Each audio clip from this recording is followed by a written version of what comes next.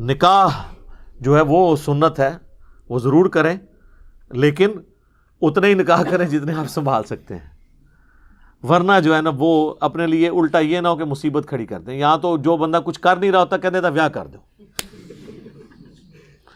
تاکہ پورے 2 خاندان کچھ کرنا شروع کر دیں، یعنی آپ لڑنا شروع کر دیں، سارے ویلے نوں جڑا موقع مل جائے اپنا کام کرنے دا.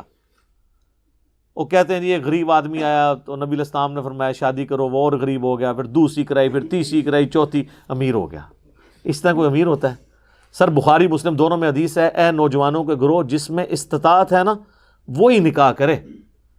نکاح کرنا تمہاری عفت اور عصمت کی حفاظت اور نگاہوں کو نیچے رکھنے کا ذریعہ ہے، اور اگر تم نکاح کی استطاعت نہ رکھو تو روزے رکھ کے اپنی شہوت کو ٹھنڈا کرو. یہ حدیث بخاری میں بھی ہے، مسلم میں بھی. تو وہاں حضور کہہ سکتے تھے نا کہ استطاعت نہیں ہے تو جلدی سے شادی کر لو تاکہ امیر ہو جاؤ، استطاعت صاحب استطاعت بن جاؤ. نہیں، اور یہاں استطاعت سے مراد فائنینشیل استطاعت ہے. باقی اگر سیکچوئل استطاعت کا ہو تو وہ تو آلریڈی اس میں موجود ہے، تبھی تو کہا جا رہا ہے کہ روزے رکھو، ورنہ تو اس کی نکاح ہی نہیں ہوگا. تو استطاعت ہو تو نکاح کرو، اور اگر استطاعت نہیں تو روزے کے ذریعے اپنی شہوت کو ایڈریس کرو. پھر بخاری مسلم میں وہ حدیث ہے جو 3 اصحاب غیر موجودگی میں نبی علیہ السلام کی ازواج کے پاس پردے میں آ کے حضور کے معاملات پوچھتے ہیں. تو وہ نبی علیہ السلام تو ایک نارمل زندگی گزار رہے تھے، آپ رات کو سوتے بھی تھے، آپ نفلی روزہ رکھتے بھی تھے، نہیں بھی رکھتے تھے. تو بخاری مسلم کے الفاظ ہیں، انہوں نے نبی علیہ السلام کی عبادت کو ہلکا جانا اور پھر آپس میں گفتگو کرتے ہوئے کہا کہ اللہ کے نبی تو بخشے بخشائے ہیں، ان کو کیا ضرورت ہے. ایک نے کہا کہ میں پوری زندگی شادی نہیں کروں گا، صرف اللہ اللہ کروں گا. دوسرے نے کہا کہ میں روزانہ روزہ رکھوں گا، اور تیسرے نے کہا کہ میں روزانہ پوری رات جاگا کروں گا. یہ کہتے ہیں 40 سال تک عشاء کے وضو سے فجر اے تکیو کیا ہوندہ ہے انہاں نال. یہ چلے گئے، یہ باتیں کر کے وہ وہاں پہ گئے تو نبی علیہ السلام کی زوجہ محترمہ جو تھی انہوں نے سن لیا، اور جب حضور واپس آئے تو انہوں نے کہا کہ جی وہ آپ کے چیتے آئے تھے یہ دعوے کر کے گئے ہیں. حضور نے کہا بلاؤ ان کو. بخاری مسلم کے الفاظ ہیں، بلایا گیا، آپ فرمایا اللہ کی قسم میں تم سے زیادہ اللہ کا تقوی رکھتا ہوں. یہ پہلا جملہ یہ چھکا تھا کہ تم تقوی اور نیکوکاری یہ سمجھتے ہو کہ یہ حرکتیں کرو گے اور مجھ سے زیادہ کوئی نیک ہو سکتا ہے؟ میں اللہ کا پیغمبر ہوں، میں تم سے زیادہ اللہ کا تقوی رکھتا ہوں. میں نفلی روزے رکھتا بھی ہوں، چھوڑ بھی دیتا ہوں، میں رات کو آرام بھی کرتا ہوں اور اٹھ کے نماز بھی پڑھتا ہوں، یعنی ایک نارمل لائف گزار رہا ہوں. اور میں نے بیویاں بھی رکھی ہوئی ہیں، نکاح کیے ہوئے ہیں. پھر آپ نے فرمایا فمن رغب عن سنتی، جس نے میری سنت کو چھوڑ دیا. ویسے عموماً بولا جاتا ہے ان نکاح سنتی، وہ بھی حدیث کے الفاظ اس میں تو نہیں ہیں، ابن ماجہ میں ایک روایت موجود ہے، لیکن اس میں امپلائڈ ہے کہ تینوں چیزوں کے بارے میں آپ نے مشترکہ کہا کہ فمن رغب عن سنتی، جس نے میرے طریقے کو چھوڑ دیا. یعنی میرے طریقے میں تینوں چیزیں کہ نکاح کرنا چھوڑ دیا، یا اس نے روزانہ جاگنا شروع کر دیا، عشاء کے وضو سے 40 سال تک فجر پڑھنی شروع کر دی، میرے لو فارغ جے. او ایک بازیگر تے ہو سکتا ہے، اللہ نے نبی دا مننے والا نہیں ہو سکتا. تو خدا کے لیے اپنے بزرگوں کو بے عزت ہونے سے بچائیں.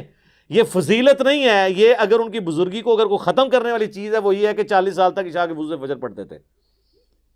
جی یہ تو بزرگ وڈنے والی ہے گل، بزرگوں نو بچانا ہے تو یہ کیا کرو رات نو سوندے بھی سن تو اٹھ کے نماز بھی پڑھ لیندے سن. یہ نہ کوئی عشاء کے یہ بتاتے ہیں کرتب ان کا، یہ کرتب ہی ہے نا.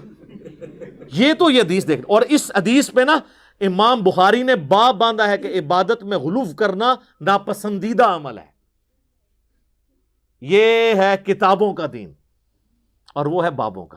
اسی تو ہم عرض کرتے ہیں کہ مرنے سے پہلے اے مسلمان کر لے اس پہ غور، کتابوں کا خدا اور ہے، بابوں کا خدا اور. یہ بابوں نے تو پتہ نہیں کس خدا کا تعارف آپ کو کروایا ہے. جو کتابوں کا خدا ہے نا، جو پیغمبروں کا خدا ہے، وہ تعارف اس طرح کرواتا ہے اپنا، اور یہ فضیلت بتا رہے ہوتے ہیں.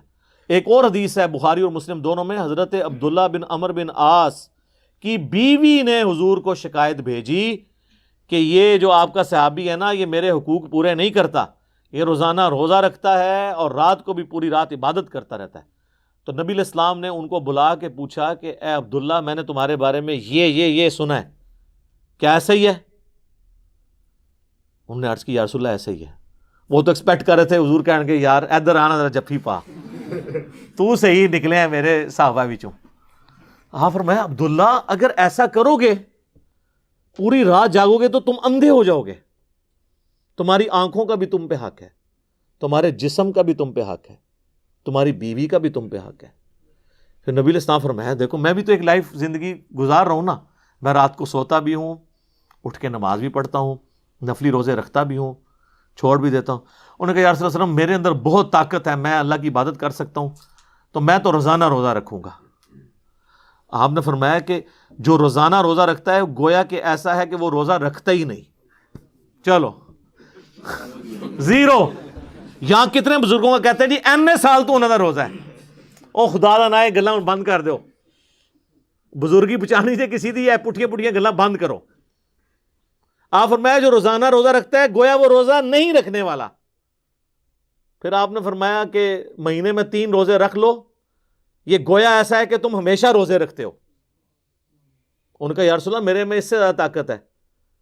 پھر حضور نے اور بڑھائے کرتے کرتے آپ نے آخر میں فرمایا کہ بس اتنی اجازت ہے کہ ایک دن روزہ رکھو، ایک دن نہ رکھو، یہ داودی روزے ہیں، اس سے زیادہ میں تمہیں اجازت نہیں دوں گا۔ تو پھر جب وہ بوڑھے ہو گئے نا تو وہ پھر وہ یاد کرتے تھے اس حدیث کو، کہتے تھے او کاش میں نے حضور کی وہ والی فیسلٹی لے لی ہوتی، اب مجھ سے نہیں روزے رکھے جاتے۔ تو وہ حضور نے تو مجھے پہلے اتنی بڑی آفر کی تھی۔ خیر ہمارے لیے تو اس سے بھی آسان آفر ہے۔ صحیح مسلم میں حدیث ہے، جامعہ ترمذی میں، سنن ابی داؤد میں، سنن نسائی میں، سنن ابن ماجہ میں، یہ جو 6 مین اہل سنت کی کتابیں ہیں نا، بخاری کے سوا باقی 5 کی 5 کتابوں میں حدیث ہے کہ جو رمضان کے روزے رکھے اس کے بعد شوال کے 6 روزے رکھ لے گویا اس نے پوری زندگی کے روزے رکھے، یعنی ہر سال وہ رکھتا رہے نا تو سال سال کے اس کے روزے ہوتے رہیں گے۔